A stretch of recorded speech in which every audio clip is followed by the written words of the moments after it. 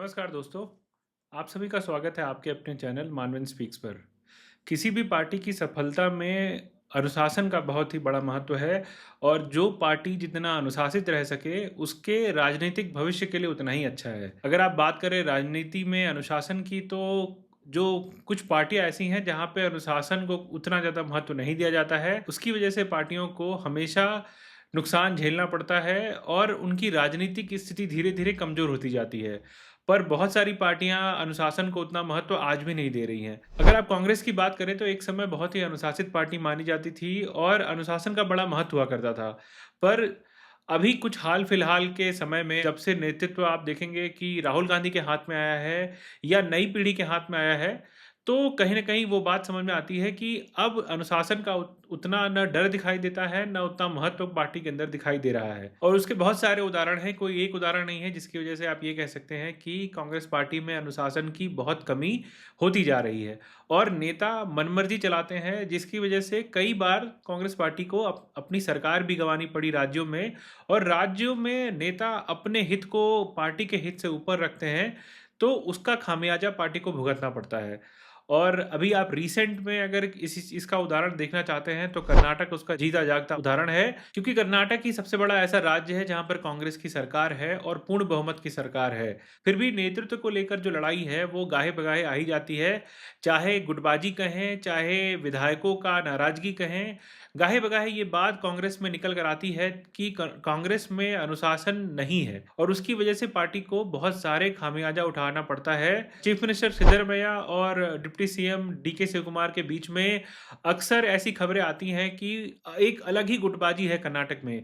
एक ऐसा गुट है जो कि डीके शिवकुमार को मुख्यमंत्री के रूप में देखना चाहता है, और एक ऐसा ग्रुप है जो कि सिद्धरमैया के साथ जुड़ा हुआ है और उनके ऊपर श्रद्धा दिखाता है। पर गुटबाजी ऐसी है कि नेता गाहे-बगाहे ऐसे बयान दे देते हैं जिसकी वजह से पार्टी को नुकसान उठाना पड़ता है और पार्टी के हाईकमान को भी बीच में आना पड़ता है। खुद कई बार राष्ट्रीय अध्यक्ष मल्लिकार्जुन खड़गे कर्नाटक आ चुके हैं और दोनों नेताओं से भी उन्होंने अलग-अलग बात करी है कि पार्टी को और ज़्यादा अनुशासित होने की ज़रूरत है। चाहे वो विधायक हों, चाहे मंत्री हों, दोनों गुटों में ऐसी-ऐसी बातें निकलती रहती हैं जिससे कि एक-दूसरे पर आरोप-प्रत्यारोप लगते ही रहते हैं, और इसमें खुलेआम ये चीज़ें हो रही हैं, ना ही किसी चीज़ का डर है। जो हो रहा है वो पार्टी के लिए बिल्कुल ठीक नहीं है। अगर आप अपने पास से सीखते नहीं हैं तो हमेशा गर्त में जाते हैं। इसका भी ये उदाहरण बहुत ही उचित है, क्योंकि ये जो गुटबाजी है वो सिर्फ़ कर्नाटक से तक सीमित नहीं है। आप अगर हिमाचल प्रदेश की बात करेंगे तो वहाँ भी मुख्यमंत्री और प्रतिभा सिंह के बीच में जो लड़ाई है वो सबके सामने है। उसकी वजह से कांग्रेस को राज्यसभा की सीट भी गँवानी पड़ी थी और उनके इतने बड़े नेता अभिषेक मनु सिंह भी अपना खुद का राज्यसभा चुनाव हार गए थे, जो कि कांग्रेस के लिए बहुत बड़ा सेटबैक था। और उस समय तो नौबत ऐसी भी थी कि सरकार जाते-जाते बची है, और भारतीय जनता पार्टी ने भी चिंगारी को सुलगाने में कोई कमी नहीं छोड़ी और उन्होंने इस अनुशासनहीनता का पूरा फ़ायदा उठाया। जब आप खुद ही अपना घर सही से नहीं सँभाल पा रहे हैं, तो दूसरों को तो मौका मिल ही जाता है। इसके पहले भी राजस्थान का आप उदाहरण देख लीजिए, जब मुख्यमंत्री अशोक गहलोत और सचिन पायलट की जो लड़ाई थी वो सड़क पर आ गई, और यहाँ तक कि सचिन पायलट को पार्टी तक छोड़ने का फैसला लगभग-लगभग करना पड़ा। और सचिन पायलट ने नाराज़गी ऐसी दिखाई कि वो लगभग-लगभग पार्टी पूरी तरह से छोड़ ही चुके थे और अपने कुछ गुट के विधायकों को लेकर अलग हो चुके थे, जिससे कि सरकार अपना पूरा कार्यकाल भी पूरा न कर पाती और गिर जाती। हालाँकि वो स्थिति को बचा लिया गया, सचिन पायलट को शीर्ष नेतृत्व ने मनाया, शायद प्रियंका गांधी बीच में आईं और ये कहीं न कहीं एक तरह से सरकार उनकी 5 साल चल गई। और अगर सचिन पायलट को समय रहते आप मना लेते तो शायद आप दोबारा जीतने की स्थिति में भी रहते, क्योंकि जब पिछली बार राजस्थान में चुनाव जीते थे तो उस समय प्रदेश अध्यक्ष सचिन पायलट थे और उन्होंने बहुत मेहनत करी थी, तो कांग्रेस को उसका रिवॉर्ड भी देना चाहिए था।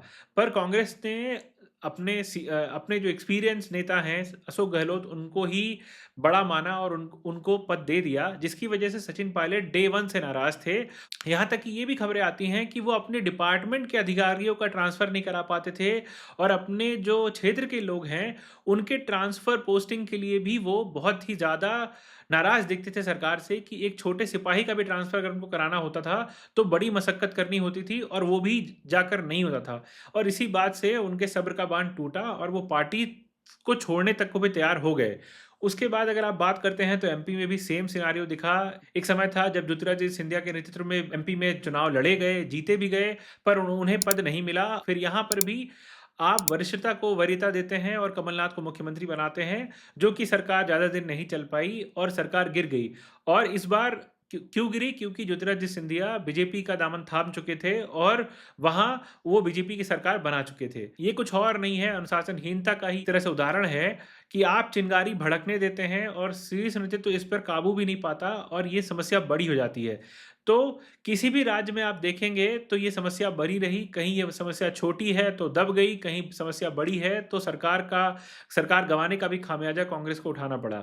और इसमें सबसे बड़ी चूक जो है वो शीर्ष नेतृत्व का समय पर आना ना है। अगर आप समय रहते सिचुएशन को संभाल लेंगे और सिचुएशन को एड्रेस कर लेंगे तो शायद इतनी बड़ी समस्या नहीं आएगी। पर आप इसको बढ़ने देते हैं, जिसकी वजह से ये समस्या बड़ी हो जाती है और फिर ये समस्या संभलने लायक नहीं रह जाती है। अगर आप समय से समस्या को समाधान निकालने का ट्राई करेंगे और पार्टी कार्डर को डिसिप्लिन सिखाएंगे तो शायद ऐसा नहीं होगा। आपके पास एग्जाम्पल है, भारतीय जनता पार्टी का जो डिसिप्लिन है बहुत ही अलग तरीके का है।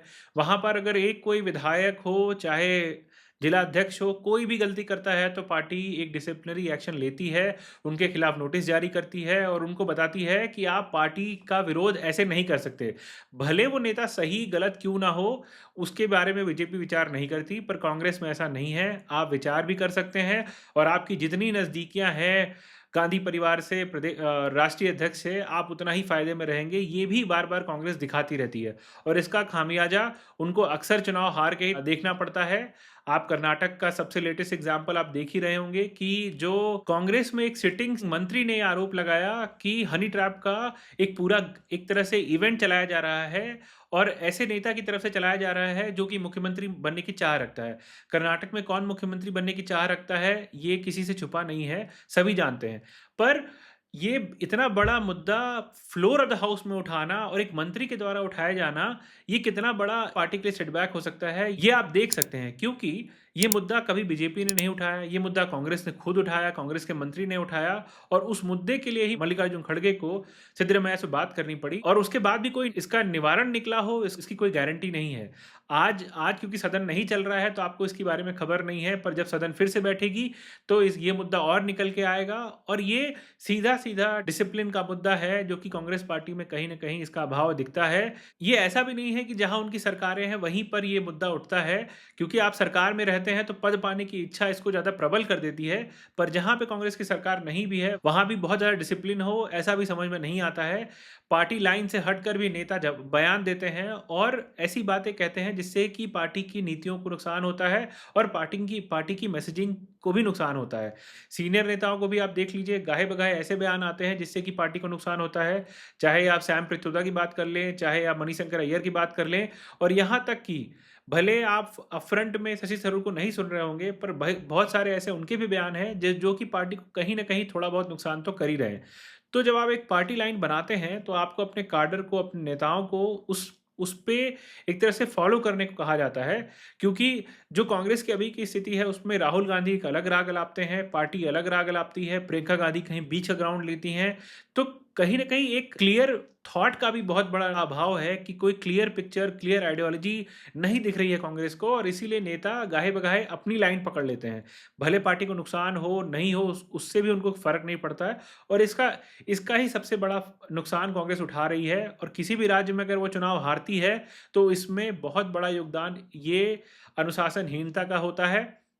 और पार्टी अगर ये नहीं समझी तो आगे भी नुकसान होता रहेगा, क्योंकि आपकी लड़ाई किसी छोटे मोटे पार्टी से नहीं है, बीजेपी से है, जो कि अनुशासन के लिए जानी जाती है। उन्होंने तो अपने अध्यक्ष को भी नहीं छोड़ा जब उनको लगा कि ये पार्टी लाइन से या उनकी विचारधारा से अलग जा रहे हैं। तो छोटी मोटी तो बात आप छोड़ ही दीजिए कि कोई छोटे मोटे नेता के कोई हैसियत भारतीय जनता पार्टी में है। और ये आज के समय की ज़रूरत भी है, क्योंकि राजनीति बहुत बदल गई है। पहले की राजनीति नहीं रही कि आप नाम पे चला लेंगे, पार्टी तोड़ देंगे, पर आपका नाम अगर जुड़ा है तो पार्टी नई भी खड़ी हो जाएगी। आज ऐसी स्थिति नहीं है, आप नाम पर पार्टी नहीं चला सकते, आपको पार्टी पूरे सिस्टम से चलानी पड़ेगी, अनुशासन से चलानी पड़ेगी, और इसमें जो शीर्ष नेतृत्व है उसका बहुत बड़ा योगदान है। तो उनको इस पर ज़रूर काम करना पड़ेगा। वो कितना कर पाते हैं, कितना अच्छा काम करते हैं अनुशासन को लेकर, ये तो देखने वाली बात होगी। पर आपको ये वीडियो कैसा लगा आप ज़रूर कमेंट करके बताएँ। आप सब वीडियो को ऐसे ही देखें, लाइक करें, सब्सक्राइब करें, कमेंट करें। आप सभी का बहुत-बहुत धन्यवाद। नमस्कार।